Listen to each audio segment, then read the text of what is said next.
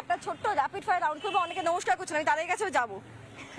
একটা rapid fire round হবে, দুটো করে বলবো, আপনাকে একটা নাম চুজ করতে হবে, ঠিক আছে? শুভঙ্কর সরকার, অধীর রঞ্জন চৌধুরী, কংগ্রেস সভাপতি হিসেবে কাকে এগিয়ে রাখবেন? অধীর রঞ্জন চৌধুরী।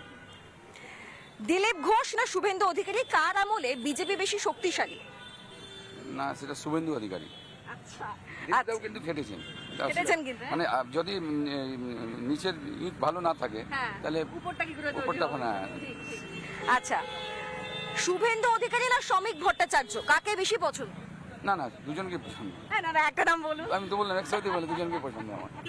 আচ্ছা, তৃণমূল বেশি বড় প্রতিদ্বন্দ্বী নাকি বাম বেশি বড় প্রতিদ্বন্দ্বী, নাকি আপনি সবে কংগ্রেস ছেড়ে এসেছেন তাদেরকে প্রতিদ্বন্দ্বী মনে করছেন এখানে এই এই বিধানসভা নির্বাচনে? এই বিধানসভা তৃণমূল।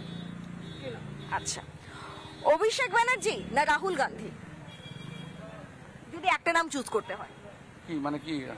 মানে নতুন নেতা হিসেবে যদি একটা নাম চুজ করতে হয়, অভিষেক বন্দ্যোপাধ্যায় না রাহুল গান্ধী, তাহলে কাকে আপনি চুজ করবেন? না, এখন তো আমাদের আমার তো দলের নেতার নাম বলবো না। আচ্ছা, এবার দুটো নাম বলি, মল্লিকার্জুন খার্গে, নিতিন নবীন। নীতিন নবীন।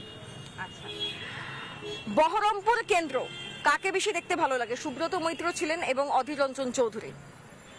এমনি একটা আমি জানি না ওখানে ওই আমাদের বিজেপির ক্যান্ডিডেট জিতেছিলেন উনি, কিন্তু এমনি নামের ইতে দেখা যায় তো অধীর রঞ্জন চৌধুরীর একটা নাম, দীর্ঘদিনের নেতা। দীর্ঘদিনের নেতা।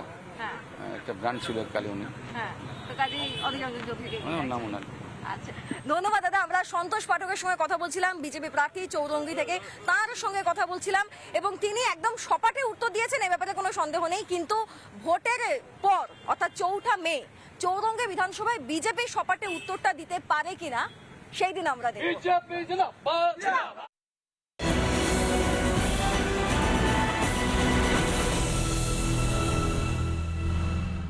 নানা ধরনের কন্টেন্ট দেখার জন্য লাইক করুন, শেয়ার করুন আমাদের ফেসবুক পেজ, সাবস্ক্রাইব করুন আমাদের ইউটিউব চ্যানেল। পাশাপাশি অন্যান্য ব্রেকিং নিউজের জন্য অবশ্যই চোখ রাখুন রিপাবলিক বাংলায়।